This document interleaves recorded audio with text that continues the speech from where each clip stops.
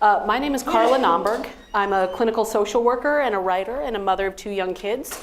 And I wrote this book called Parenting in the Present Moment. So today we're going to talk a little bit about mindful parenting. And the plan is that I'm going to talk for 30 to 40 minutes, and then I'd love to answer any questions and we can have a discussion about some of the stuff I've written in the book. I believe there's another talk happening in this room when I'm done. So if you'd like me to sign your book, I think there's some books for sale down there, and then we can go outside, and I'm happy to sign it just to let the next talk come on in. So whenever I start talking about parenting, my favorite thing to talk about and think about and do is sleep. So I always start with a little passage about sleep from the book. Going to do a little reading from the book today and a little talking. So I'm lucky enough to be a fairly good sleeper, or at least I was before I had kids, which is fortunate because I need a lot of sleep to function. 1 or 2 nights without my full 8 hours, and I become a grumpy, dysfunctional, red-hot button just asking to be pushed. I knew this about myself long before I became a mother, and I was terrified about what was going to happen to me once my first child was born. It's not surprising, then, that I spent most of my first pregnancy obsessed with sleep, not just my own, but also my baby's. Sleep is the panacea of parenthood, the altar at which all exhausted parents worship. And I must have read 7 or 8 books about how to get a baby to sleep through the night. 4 words that became my constant prayer through the first weeks of my daughter's life before I even gave birth. So every sleep expert has different advice, of course, but one thing became abundantly clear to me. I had to figure out how to get this kid to sleep. By the time our daughter was born, my husband and I had acquired a crib, without a drop side, of course, a firm mattress that fit precisely in the crib to avoid the risk of the baby getting stuck between the mattress and the bars, a co-sleeper for next to our bed, a pack-and-play for traveling, a vibrating bouncy chair for nap time, a swing in case the baby didn't like the bouncy chair, a standing fan for her bedroom — we'd read an article somewhere that those reduce the risk of SIDS — a white noise machine in case the fan wasn't loud enough, light-blocking shades for the windows, a space heater so we could perfectly regulate the temperature of her room, a baby monitor, and special sleep sacks that should be used instead of blankets. We congratulated ourselves on not succumbing to the video monitor. We weren't going to be those parents. By the time my daughter was born, I was an expert in sleep training and sleep safety who had never actually put a baby to sleep. And I had all the knowledge and gear to prove it. The first few weeks of life with a newborn were rough, to be sure, with long, exhausting days and hourly wakings every night. But when she was 6 weeks old, our daughter slept through the night. 8 hours of uninterrupted, slumber-filled bliss. It was heavenly, it was life-saving, and it had nothing to do with me and all of my obsessive reading and buying. As I would come to learn over the next weeks, months, and years, my daughter is a sleeper. She's a shockingly picky eater, and potty training was no walk in the park, but that kid can sleep. So I always start out talking about this because I think my approach to sleep really characterized my first couple of years as a mother. I was constantly researching and thinking about and worrying about every possible thing that could happen to my child or my family, and then deciding I needed to understand it and fix it. And this was all before I even knew if it was going to be a problem for us. So I was spending all my time sort of running around putting out fires before they were even burning. Now, part of this is because of who I am. I'm an anxious person. I like to be on top of things. I like to have information and solve problems. Part of this, I think, is a natural outcome of being a parent in the age of social media and constant information, because every day there's a new article on the Huffington Post about the latest study, about the latest thing that's going to screw up your kid if you don't fix it right away. And I bought into all of it, hook, line, and sinker. The thing about trying to solve every problem, even if it's not actually a problem, is that you get worn out, and you get exhausted, and you get overwhelmed, and you get stressed out. And all those things happen to me. And so I took it out on my kids. Why? Well, because honestly, they were the people I was with the most. And if we're also going to be really honest, little kids, as adorable and lovely and sweet as they can be, are super annoying sometimes. Even when they're doing the developmental stuff they're supposed to be doing, it's hard. Any parent can tell you this. So what happened was I started yelling at them. Now, I wasn't much of a yeller before I became a mother, but the stress was too much and I was taking it out on them. Now, I knew that I wasn't alone in this. Our parenting generation were a bunch of yellers. I remember really understanding this the first time when I read an article in the New York Times a couple years ago that said, we are a generation of devoted parents. You know, we buy the organic food and we get them the perfectly carved wooden little blocks, and we make sure we're there at soccer games, and we do all this stuff. We're like constantly praising them. We're so devoted to them, but man, we yell at them. So I read this article. It made me feel a little bit better, but that I wasn't alone. I wasn't the only one. But I also knew how I felt when I lost my temper with my kids. And I saw how it was impacting them. And I knew it wasn't good for our relationship. So I decided that I need to put a stop to it. And I remember when that happened. It was one night. It was a really bad night. I'd blown up at them. And I finally just put them in front of the TV. I thought, them watching TV is much better than me yelling at them. And then I sort of silently berated myself for being that parent who couldn't parent as well as a TV could. And then I sat down at Google, yes, Google, typed into the search bar, how do I stop yelling at my kids? Literally, I typed those words. Now here I am a social worker. I have devoted my entire professional career to understanding people and human development and relationships and how to manage our emotions and how to recognize them and what to do with them when they become overwhelming. And in that moment, in the fog and fatigue and exhaustion of parenthood, I literally couldn't solve this problem. So I turned to Google. And there were thousands of articles and lists and blog posts and suggestions about what to do when you want to stop yelling. And some of them were really good. Take a few deep breaths, do some jumping jacks, go for a walk around the block. My favorite one, scream into the toilet. I remember reading that one and being like, I deal with poop all day long, and you want me to go scream into the toilet? No. But nonetheless, I made my own little list of suggestions, hung it on the wall, and decided I'm going to do this. I am not going to yell at my kids. I'm going to take my deep breaths. I'm going to stretch, whatever it is. Well, you all know how this turned out, right? Within a day or two, I lost it with them. Felt horrible. I just, by the time I remembered to do my little list, it was done. I already had my mommy tantrum. It's pretty frustrating. But, I'm stubborn. I wasn't going to give up. But this time I decided I'm going to turn to the academic literature. I'm an academic. I understand how this stuff works. When I need real answers, I'm going to turn to the heavy hitters, and I know I can think my way out of this problem. So I start reading all the studies related to, parent behavior and child discipline, all this stuff, whatever. And at the bottom of every single one of them, in this, how they always have that section that says suggestions for future research? They all said something along the lines of, this parent could probably benefit from mindfulness and meditation. So I want to read you a short passage from the book about just how I felt about that idea. There was no way I was going to meditate. Absolutely not. I had tried meditation once before in college in hopes of scoring an easy PE credit required for graduation. I will never forget sitting on that hardwood floor in the middle of a stinky gymnasium. A tall, thin man, dressed all in white with a long, wispy beard, instructed us to cross our legs, close our eyes, breathe deeply, and clear our minds. I crossed my legs, and it all went downhill from there. Clear my mind? What did that mean? I didn't really understand how I was supposed to clear my mind, so I decided to think about black. Because black, there's nothing in black, so if you're thinking about black, clearly your mind is clear.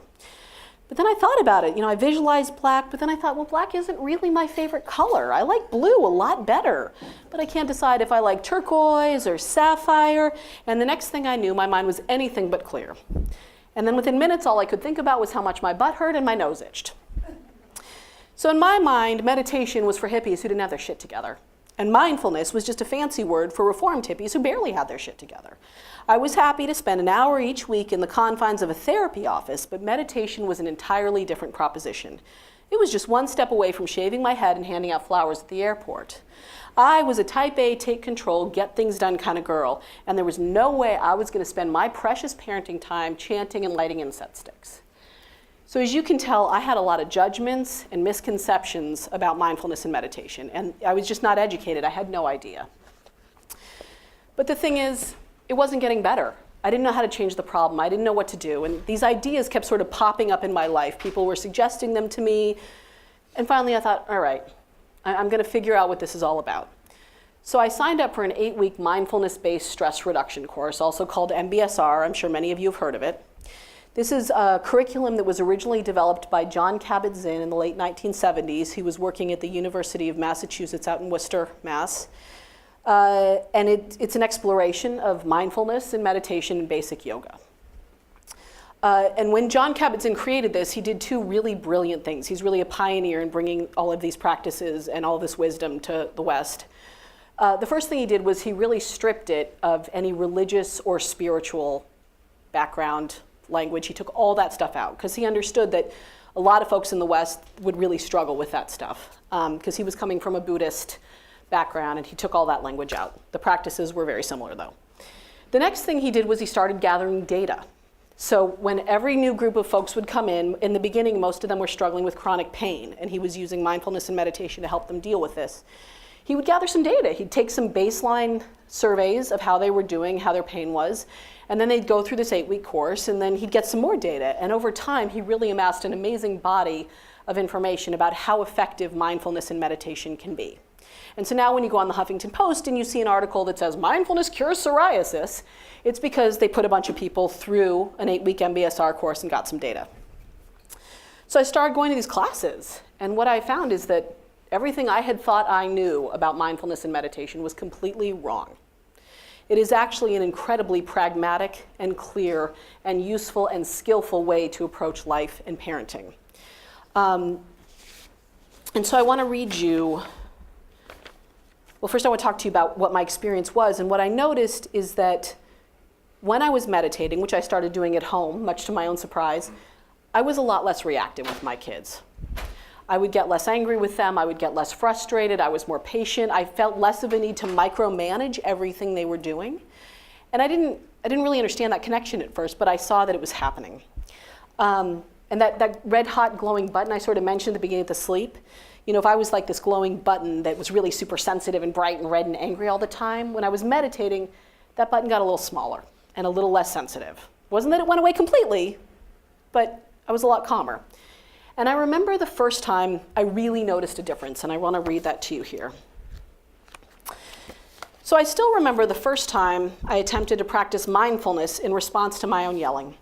I wasn't able to stop my tantrum before it started, but I tried a different approach after it happened. I went into the kitchen, which was my standard retreat from a difficult parenting moment, and instead of scouring the cabinets for a handful of chocolate to shove in my mouth, I put my hands on the counter and took a few deep breaths. Almost immediately, the dam of guilty thoughts burst open. I'm a terrible mother. I can't believe I lost my temper again. The poor girls looked so scared, and I just kept yelling. And then for the first time, I realized what I was doing, and I stopped. I just stopped. I remembered what my MBSR instructor had said. Our thoughts are just thoughts. They're not reality, and we don't have to treat them as though they are. We can choose how much to engage with them or not. We can let them go.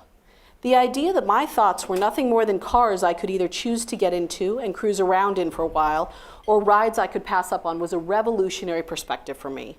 My years of social work training had drilled into me the importance of our thoughts. They were the essence of who we are, or so I had been taught, and they needed to be explored and weighed and considered and understood and struggled with. Well, I had done all of that, and it had been useful to a point. So in that moment, I tried something different. I'd let those thoughts go, and I tried to implement what I was learning about kindness and compassion and curiosity. Okay, I thought to myself, you yelled at your kids. It's happened, it's over. What are you going to do now? What do they need? What do you need? What can you do differently? I don't remember how I answered myself. Maybe I was hungry or stressed, or the girls were overtired or getting sick. Maybe I took some deep breaths and offered to read them some books or let them watch a show so I could have a break. What I do remember is how I felt. Before, when I would freak out and then berate myself for losing it, I felt stuck and helpless and terrible. My mood would worsen, and I just couldn't get myself into a better headspace no matter how hard I tried. More often than not, I would unleash that terrible mood all over the girls all over again. But this time, when I tried to pay attention to how I was feeling, when I tried to be nice to myself and interested in what happened, my experience was completely different. I felt like I could breathe. I felt like I could take a moment to see what was going on and get some clarity on the situation. I felt like I had options and could go back to my daughters not only with a much better attitude, but with a willingness to reconnect with them. So you may notice in that scenario, I don't actually remember what I did, like what my intervention was with my kids. And this is an important point about mindfulness and mindful parenting. It's not about what we do specifically, but there is an assumption, an underlying assumption that when we can take a moment, pay attention to what's happening for ourselves and our kids, we're going to make a more effective and empathic choice in parenting, whatever that is for us. And this is important because mindful parenting is often confused with theories like attachment parenting.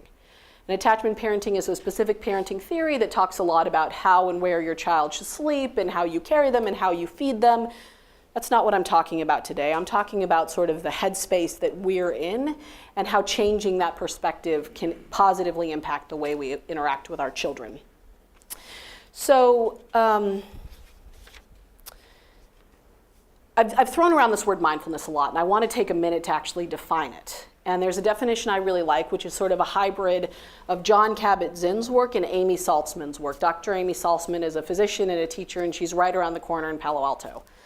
And so the definition I like is about choosing to pay attention to the present moment with kindness and curiosity so we can then choose our next behavior. So that's a lot, and we're going to tear it apart a little bit. The first part is about choosing to pay attention, making a choice of what we want to focus on.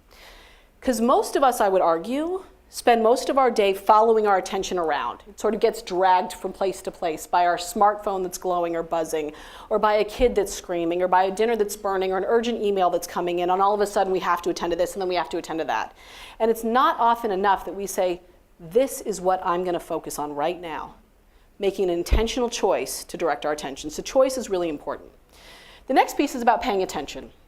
We use these words all the time, including in parenting. I am constantly telling my girls, please pay attention. But I'm not sure I ever stop to tell them what that means. That's a big concept. There's some big ideas in there. And I never really sat down and said, here's what it means to pay attention. You face the thing you want to pay attention to. Maybe you look at it. You make a choice to listen to it. Maybe you're smelling it or touching it. And when you notice your thoughts wander, you bring them back to the thing you're focusing on. I don't think I've ever said that to them until very recently. And we just assume that our kids know what it means when we say pay attention. So paying attention is the next piece. So choosing to pay attention, present moment. Let's talk about this. If you ask most people what mindfulness is, they will say it's living in the present moment, which sort of conjures these scenes of like being on a beach and frolicking in the waves or something. That's lovely, it's great. It's not what I'm talking about here. What I'm talking about is making a choice to pay attention to what's happening right here in the here and now. Now in this moment, in this room, maybe it's the thoughts in my own head, the sound of my voice, looking at all of you, worrying if I'm like in the camera or not, all of these things. There are a couple reasons why this is important, but the most important one is the present moment is where the action is. It's the only place where we can affect change, where we can make a different choice. The past already happened, that's done, nothing we can do about that. And we can spend as much time as we want planning for the future, but you never know what's going to happen. So the present moment, that's where the power is, that's where the energy is, that's where we can do something. The bummer is our brains are terrible at being in the present moment. They don't want to do it. They want to remember the past and they want to plan for the future and everything in between. Here's the best explanation I've found for why that is. A bazillion years ago, those of us who could remember that when Uncle Joe wandered into the cave and got eaten by a saber-toothed tiger, and then could make a plan to not go in that cave, were much more likely to survive and reproduce than those of us who were just sort of wandering around and they smell something good coming out of the cave and they wander in the cave and they're done. So this ability to remember the past and make a plan for the future served us very well. It still serves us really well today, because if you can remember that your child has a nut allergy and make a plan to bring a nut-free cupcake to a birthday party, you have avoided both an allergic reaction and a nasty tantrum. So that's great, right? The problem is our brains aren't very good at turning that off. And so we are constantly remembering and regretting and worrying and wishing and hoping and planning. And then we miss what's happening right in front of us. A really common example of this in my house is when I ask my kids to put their shoes on in the morning.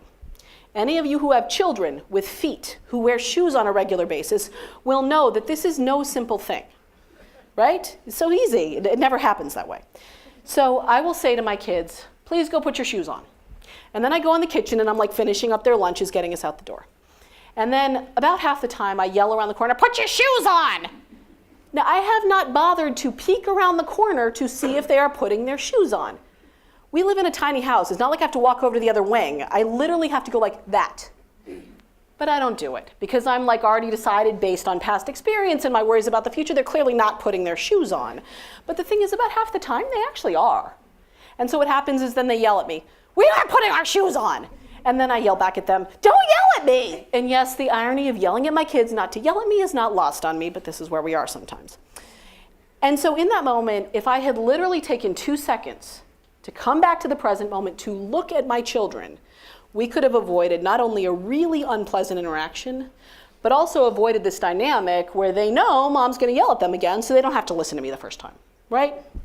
And I would argue that much of parenting would be so much easier if we could take the 2 seconds to literally look at our kids and tune into them, which is a hard thing to do. It shouldn't be, but it is. All right, so we're choosing to pay attention to the present moment with kindness and curiosity. The other word that Jon Kabat-Zinn uses for this perspective is non-judgmental. Because most of the time, what happens when we tune into the present moment is we want it to be different. If it's bad, we want it to stop or get better. If it's boring, we want it to get more interesting.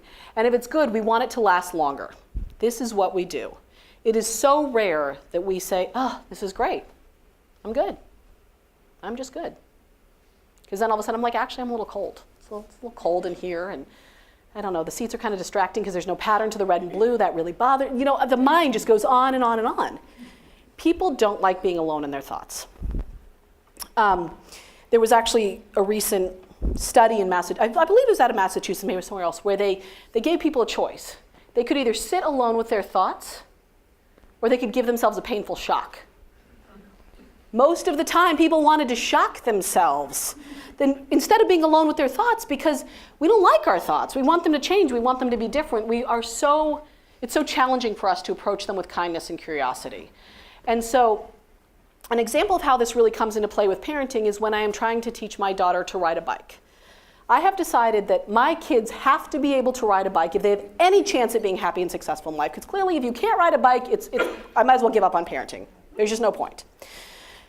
I don't know how, but I'm worried about this. I'm like anxious. I'm like, this is a thing. So we take our kids out to ride bikes. And my daughter says, you know, Mommy, I really want you to hold on to the handlebar. Walk alongside me, hold on to the handlebar. Like, no, she's never going to learn how to ride a bike if I do that. She's got the training wheels on there. She'll be fine. This is ridiculous. I'm not doing it. And then she's like, please hold on to the handlebar. No, you can ride. You're not going to fall. If you fall, it'll be fine. You're like 2 feet off the ground. It's fine. You'll be fine. So what happens? She flips out and gets off the bike. And we are no closer to learning how to ride a bike. But when I can get interested and curious and accepting of her experience and say, all right, this is where my kid is right now. She needs me to hold on to the handlebar. We go down the street a few times, and then she says, I'm good, Mom, take your hand off. And we're a whole lot closer. But that means I have to notice and let go of all those worries and fears swimming around in my brain and get interested and accepting of her experience. That's hard. So the kindness and curiosity is a big thing. Now, it's not only about being kind to our kids, it's about being kind to ourselves. And if you remember back to my little scene in the kitchen, after I yelled at my kids, the first thing I did, my natural reaction, was to berate myself and get angry with myself. So what happens when we do that is we get stuck. How many of you have ever sort of really felt horrible and ashamed or embarrassed and then been like, well, that was great. I feel super energized to go make a change now. It doesn't happen that way. Okay, when we're in a place of shame and embarrassment, we feel stuck and we can't make a different move. We can't make a different choice. We just keep reenacting the same dysfunctional patterns that we always have. But when we can be kind to ourselves and forgiving and accepting, that empowers us to do something different. And there's some great research coming out of Texas and Massachusetts looking at self-compassion and how that really actually helps people make a different choice, make healthier choices, sort of behave in ways that are more congruent with who they want to be. All right, so the kindness and curiosity, and all this leads up to the pot of gold at the end of the parenting rainbow, which is making a different choice about how we want to behave next, right? That's the point of all this. Because like 99% of parenting is about how we respond to our children. But most of the time we're not responding, we're reacting. Kid does X, I do Y. Kid does something good, I kiss her, tell her I'm proud of her, I love you. Kid does something bad, I bite her head off. This is like not how I want to parent my kids, but the more we do it, the more likely we are to do it, because we're creatures of habit, and the more we practice something, the better we get at it, even if it's something we don't really want to be practicing at all. But when we can approach the present moment, where we can make a change, and we can do it with kindness and curiosity that frees us to do something different, we're much more likely to respond to our kids the way we want to, whatever that may be for you and your family. All right, so that's the sort of mindfulness piece. And so mindfulness is really about this internal experience of paying attention in a specific way. But when we're talking about mindful parenting, it's not just about paying attention to ourselves, it's about paying attention to our kids, right? We're in this relationship. So the question is, what should we be paying attention to in addition to our own thoughts? Well, I would argue that you really need to pay attention to what your kids are eating, Super important that they have a healthy diet, but also a healthy relationship with food so they don't end up with an eating disorder, right? Also, it's really important to make sure your kids get on a sports team because they need to know how to interact with other people. They need to know how to follow directions, listen to what the coach says, play with other people. But you don't want them playing too many sports because they need like downtime, they need quiet time to be with their thoughts, learn how to be bored. Because if your kids can't be bored, it's going to be a big problem because life is so boring sometimes. You should probably make sure they learn a language too because the research on language development in your brain, I mean, it's just fantastic. And we're like this global economy. They got to be, I mean, they're just not going to function if they can't speak another language. Along those lines, they need to play an instrument. I mean, just really, again, the brain development piece, they have to be able to play an instrument. I mean, you guys know where I'm going with this, right? The list goes on. And if you do research on what you should be teaching your kids, quit your jobs now. Hire a staff because you will need them, right? The underlying message behind all of these, like, you know, your kid needs to do X or Y, is that if you do this, they will grow up to be healthy, productive, successful adults. And if you don't, their lives will be terrible. I don't buy any of it. I don't buy any of it. We don't know. I mean, my dad stuck me in piano lessons. I hated it. I can't play. I still don't know what a chord is. It's just, you know, you never know. So maybe you want to expose your kids to these things, or if something works for your kid, that's great. But I'm going to tell you, and the research is very clear, that the single most effective choice we can make in doing our best to set our kids on a path for resiliency, happiness, success, productivity, insert your, you know, word of choice there is to have a healthy, resilient, engaged relationship with our kids. That is the best chance we have. Now, I'm not going to stand here and tell you that if you do that, your kid will be fine. Parenting and child development and human development is far too complex to make an if-then statement like that. But it's the best chance we have. It sounds so easy and it's so hard. Not only do we not get to pick our kids' temperament, it's not like we get to date kids and be like, oh, you're too quiet, you're too loud, it doesn't work for me, you poop too much, I can't do that. You get the kid you get. And as I've read in Pinkalicious far too many times, you get what you get and you don't get upset, except for when you get really upset, and then you start breathing and it gets better. But the other thing that's really hard about kids is if you think about it, within the span of an hour, we are their friends, their cheerleaders, their chefs, their jailers, their best friends, their coaches, their teachers, their chauffeurs, their disciplinarians. It is exhausting. And in the midst of all this, they have the nerve to keep growing and changing and figuring things out, and we can't keep up with that. It's really hard. Layer on top of that, we all come from different cultures, different religions, different personal styles, different family structures. So all of these ideas that people throw out there at you about how to have a healthy relationship, it's hard to know what the answer is. I've got a few ideas. Of course I do. I wrote a book. People with books have ideas. And so the three main chapters in my book that are sort of the bulk of this perspective is, the first one is about staying connected. This is about our relationship with our kids. And I think the basics of this is that your children need to feel safe, right? And this is something that many parenting books gloss over because they assume that if you have the money to buy a parenting book and read a parenting book, the worst problem you have is time out. How do you do it? Do you do it at all? It's not true. We know that millions of American kids don't feel safe at home. So I'm gonna leave it at that, but if you have questions about safety, if you want to talk about it, find me on Facebook, we'll talk about it. Safe, seen. Our kids need to feel seen by us. They need to know that we know who they are and we love them and accept them for it. This is the work of a lifetime, and most of us will never get there, but that doesn't mean we stop trying. Safe, seen, soothed. Okay, so most of us I'm running through these, I know I am, but there's more in the book and we can talk about it later. Soothed, our kids need to know how to manage big emotions. Most of us don't know how to manage big emotions, which is why we drink too much, we eat too much, we shop too much, we gamble too much, we yell too much. So to the extent that we can start teaching our kids about this right now, that's a big deal. And I have some ideas in the book about how to do that. And then the last one is supported. When I talk about supporting our kids, I mean supporting them as opposed to controlling them or micromanaging them. Again, this is a very hard thing to do because when your kid spills the beads across the wooden floor for the 8th time in a day, all you want to do is grab the necklace and say, I'll make it for you. But that's not what they need. So safe, seen, soothed, and supported. I like my little S's. It helps you remember things. So the first part of this mindful parenting business is about staying connected to our kids. But as I've said time and again, it's hard. So we need to stay grounded. We need to take care of ourselves. Most parenting books gloss over this with the sleep when the baby sleeps. That's the self-care piece they give you. So if your kid's not a baby, I'm sorry, we have no advice for you, just give it up. Also, if your kid sleeps in the car like mine did and you're driving and you cannot sleep when the baby sleeps, you're probably screwed. No, I go into this in a lot more detail. And what I talk about in this is self-awareness, getting to know ourselves and understanding ourselves. And one of the things I learned about myself when I became a parent is I need a huge amount of alone time and downtime during a day in order to be able to interact kindly with my children. And so I started writing because I needed to be alone. And now I can be a much better place with my kids. That's an example of the self-awareness piece. Self-compassion, we've talked about. Self-care. Here's the one thing I'm going to take about self-care. In a lot of places in this country, self-care gets confused with self-improvement. So when you have a chunk of free time, you are out training for a marathon, you are making a quilt for your child, you are baking cupcakes, you're learning a new skill. Now, if those things nourish and rejuvenate you, that's great, go do them. But if you're doing them out of a sense of compulsion, and you'd rather actually be staring at the wall, go stare at the wall. Take care of yourself. You wouldn't say to your kid if they're feeling sick and exhausted, quick, let's go do some math homework. That will make you feel so much better.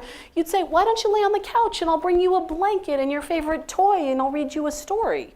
Well, what if we did that for ourselves when we're worn out? Go lay on the couch, wrap yourself in a blanket, read a good book, whatever it is for you. So we really need to re-examine our definition of self-care. And finally, again, support. We can't do this alone. It is not possible to raise a child alone, and yet so many mothers in my generation wear this as like a badge of pride.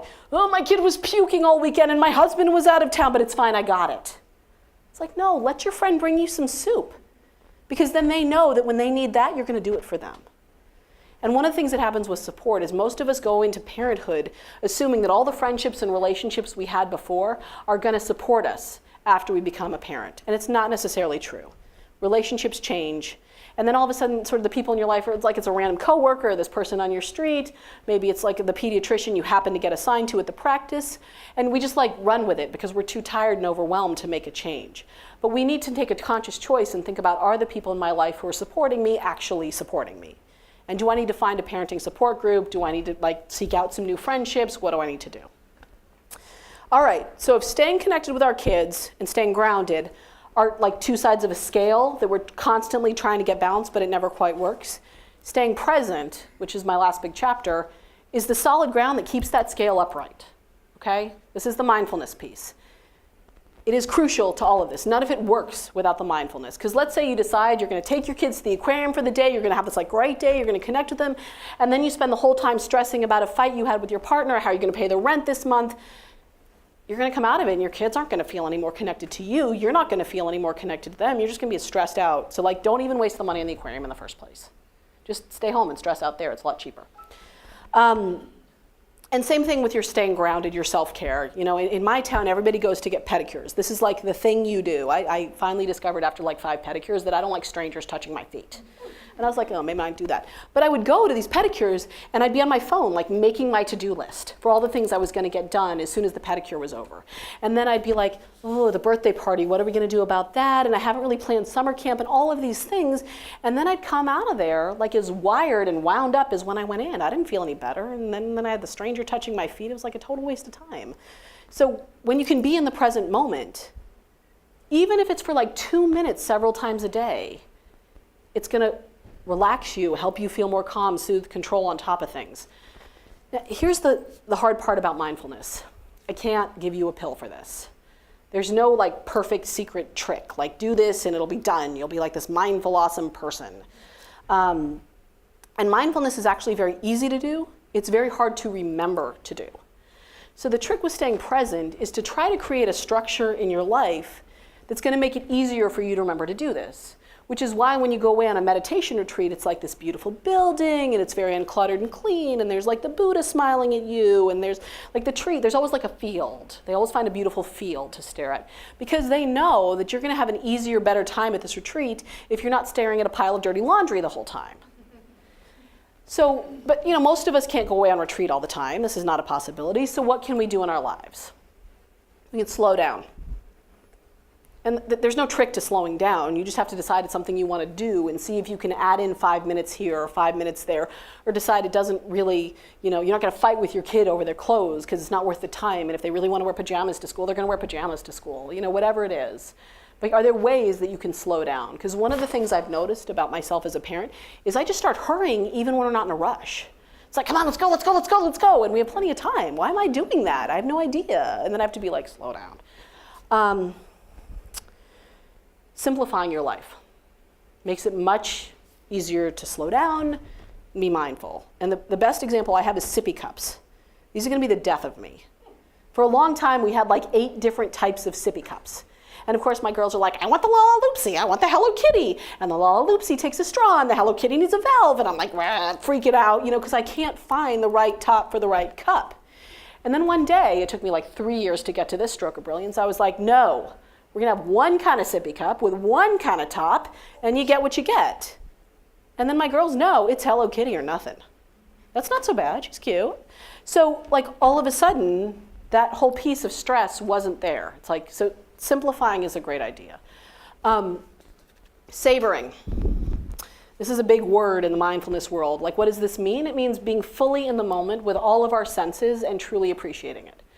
Now, what happens when there's a cute moment for most of us?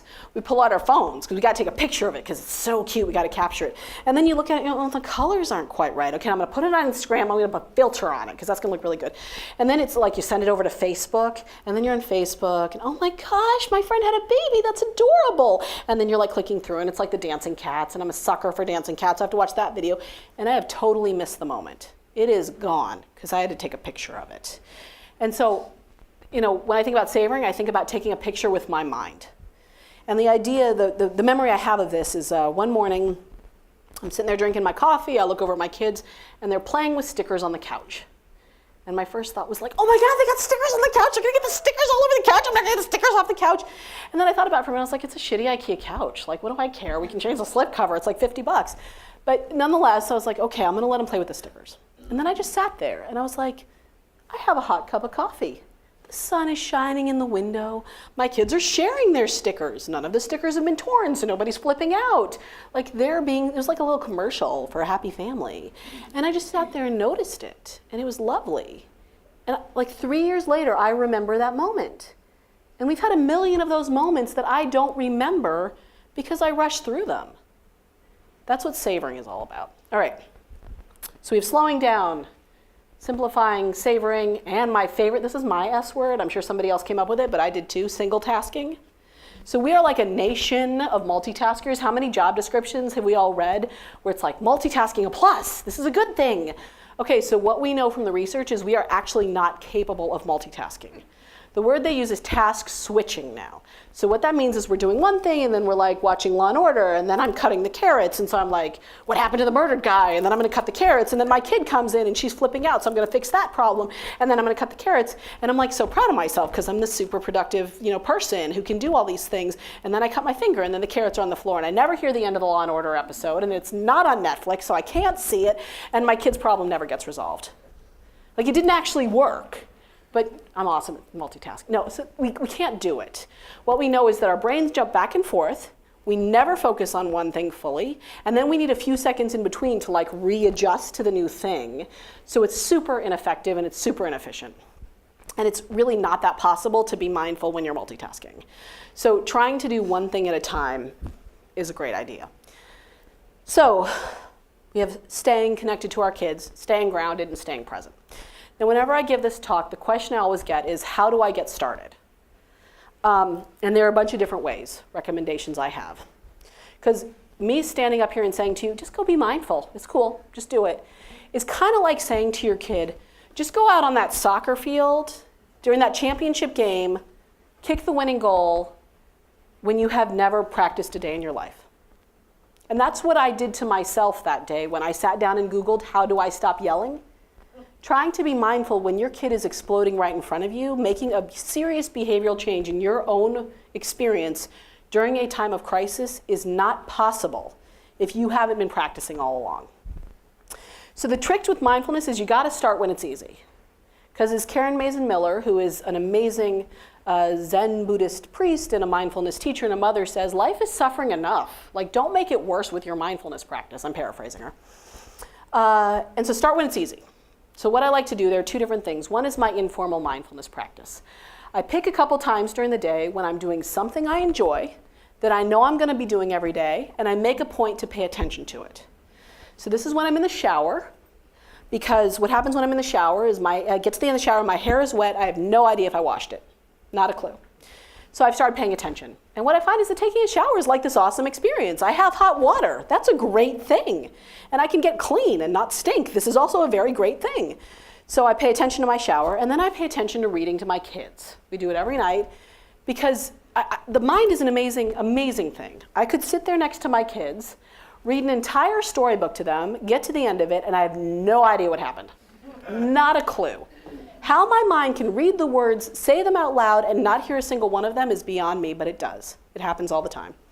So I've noticed that when I actually pay attention to the storybook, children's literature today is amazing. The pictures are fantastic, the stories are good, and if they're not, the book disappears. And when I'm sitting there with my kids on either side of me, like snuggled up, it's like this beautiful moment.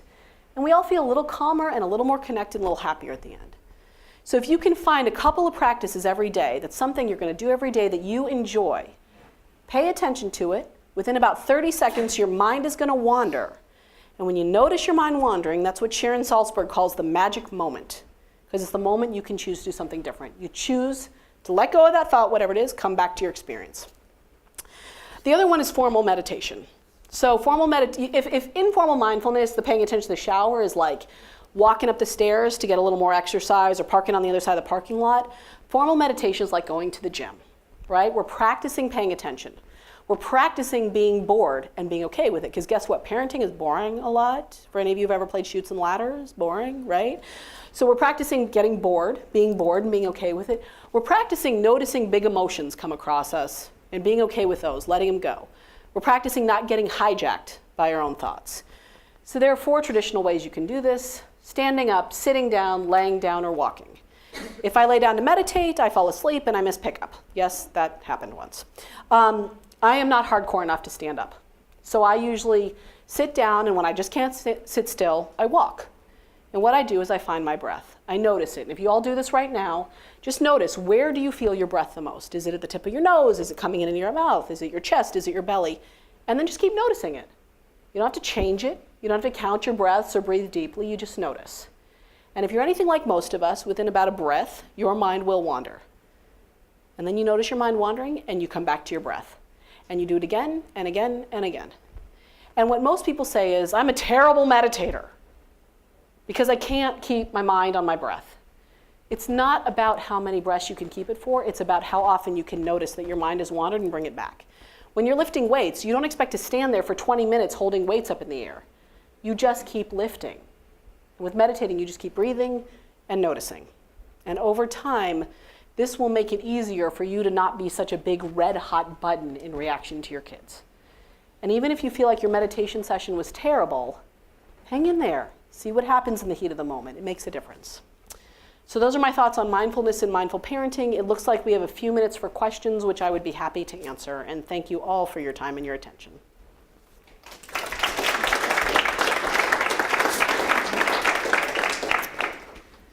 What you said is more about managing yourself than managing your kids. Yes. Which is quite insightful, and I love it. But is there any research showing the other way? That is, can kids being managed? Can kids being, like, there are occasions you said that we all experienced, that I just felt the kids were unreasonable or not listening or Yes. not doing what they should do, or having an emotion, acting up, not doing what they're supposed to do. And also, most frustrating thing is that it's unreasonable. You don't know why they don't do what they're supposed to do. So is there any research showing that there's also a managing the kids side? So you're asking about sort of the efficacy of mindfulness with children?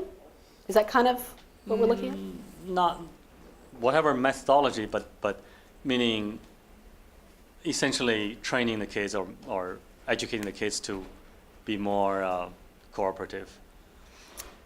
Like what? Like That's if they the don't golden listen, question, right? If I had the yes, answer it is to that. loaded, but So if they don't listen, other than I take a deep breath, I manage myself, is Yes. there any technique that, or any effect at all, the attempt of, Yes. I keep on thinking, when I was a kid, I was listening to my parents, the discipline, or Yes. of course, different culture. That is whether any discipline, any control of Yeah. kids would be So in the questions long about run behavior effective management. at all. Maybe that's just wishful thinking. Yeah. Maybe you can't.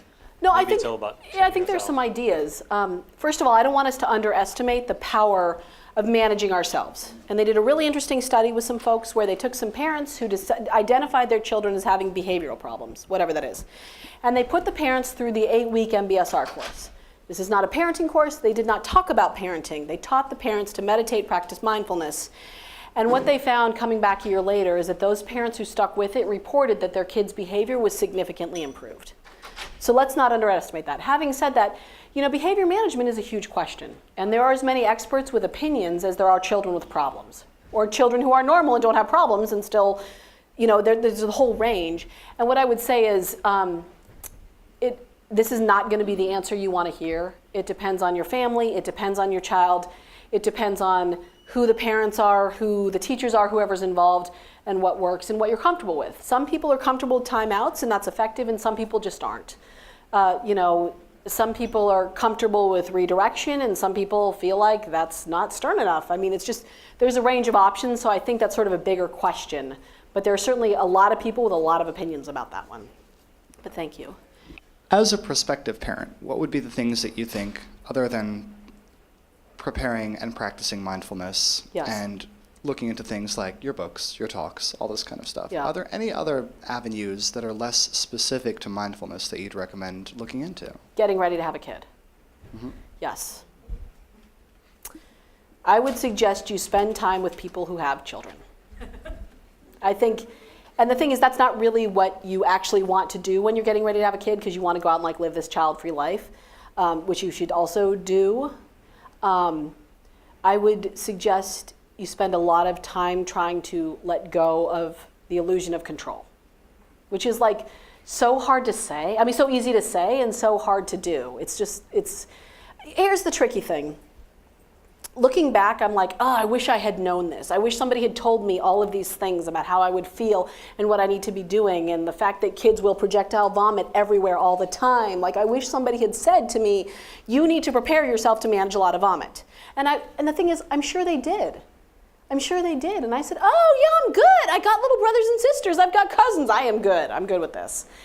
And it's a thing that everybody has to go through, because every child is different. And there's here's what I would say, get yourself a good support network.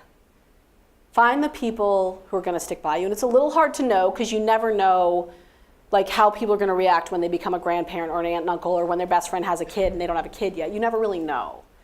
But just the support network. And then the other thing, which I just heard yesterday at a talk I did, is if you get paternity leave, which I think here at Google, they have a very generous paternity leave, take it. Take all of it. Take every last day of it. Not only because your wife or spouse or parenting partner, whoever, will love you and it will help your marriage immensely, but the research down the road on how it's going to impact your involvement in your child's life and the equity in the relationship in terms of childcare is astounding. So take your paternity leave. And then just be prepared to be more tired than you've ever been in your life, and know it'll get better. Does anybody else, I'm sure there are parents in the room, have any other advice? Because I know I'm missing something. My sister's here. She's like, yeah, I could give them a lot of advice, but... Thank you. That was an excellent talk. thank you. I'm actually in complete agreement with everything you said. Oh, thanks. But implementing some things I find challenging. Yes. So, for example, you mentioned taking care of yourself, which I Yeah. do think is important. But with the 2 young kids and the heavy work schedules and their individual schedules, do you have any helpful tips on how you can find time to take care of yourself? Yes, I do have some helpful tips. This is a great question. It's one that many of us struggle with. One, and this is, I think, more of an issue with moms than dads, is we have to let go of the guilt about taking care of ourselves. We see it as super indulgent, and it's not. It's basic self-care, like breathing and eating. And we wouldn't say, it's cool, I'm taking care of a kid, I'm just not going to eat for the next 3 months. So don't do that with your self-care. The other thing I would say is we often assume that self-care takes hours at a time. It's I need an afternoon to go for a hike or a run or play golf or whatever it is. Often it's not that. It's 10 minutes, it's half an hour here and there. I will frequently arrive at pickup for my girls 10 minutes early and sit in the car and breathe. And that's all I can get in a day, and it makes a huge difference. As opposed to when I'm like checking my emails and thinking about my to-do list, and then I run in and all of a sudden it feels like my kids are an intrusion on my life because I'm like right in the middle of trying to do something. So just giving yourself a little time to sort of switch. And then also figuring out what matters for you in terms of self-care. Because for lots of us, like everybody's gotten advice. Like you have to be doing yoga, you have to be eating kale. I hate kale, I don't want to eat kale, but I need to be eating kale to take care of myself. Like there's a laundry list a mile long of what people say you should be doing.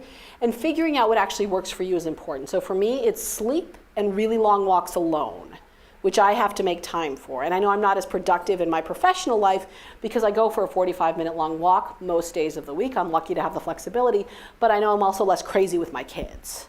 And that's a trade-off I'm lucky enough and I'm willing to make. My vet, he goes and spends an hour on the trapeze every Friday. This is like my hell on earth. This sounds horrible, but it's what lets him parent effectively. So I think taking some time to figure out what is it that you need, and if you can't do it for an hour, can you do it for 10 minutes? But again, and the thing about little kids is they get older and it gets better. So now my kids are almost 5 and 6.5, and I can say, Mommy's gonna go meditate in the other room for 20 minutes. Please, please leave me alone. And I would say 4 out of 10 times, they do it. And 4 out of 10 is so much better than 0 out of 10, which is where I was for years. So it gets better, I promise. So you were talking about just different strategies, like jumping jacks, screaming into the toilet, walks, deep breaths, pushing the wall. Is there anything else that you can recommend for somebody for when we're in the moment and the tantrum is right there? Yes. There are many, many strategies, and you can find them online. Literally just sit down and Google, how do I stop yelling at my kids? But the trick is you have to notice that it's about to happen. And for some of us, that noticing is in our bodies. It's like they get tense, our stomach gets all knotted up, the shoulders go up, whatever it is. Or it's the thoughts like, oh my God, I'm so pissed off, this is horrible, it has to end. Whatever it is. But if you don't notice it, you're not going to make the change. And if you don't practice noticing in the easy moments, you're not going to be able to notice in the hard moments. So I have to come back and say again, the best thing you can do is start some sort of meditation and mindfulness. Because I don't want to say to you, just go notice when you're about to explode, because that is setting you up for failure, just like I did for myself. So really, if you can start practicing even 5 minutes of meditation a day, you're going to get so much, like you're literally strengthening those neuronal pathways in your brain. It's going to get so much better.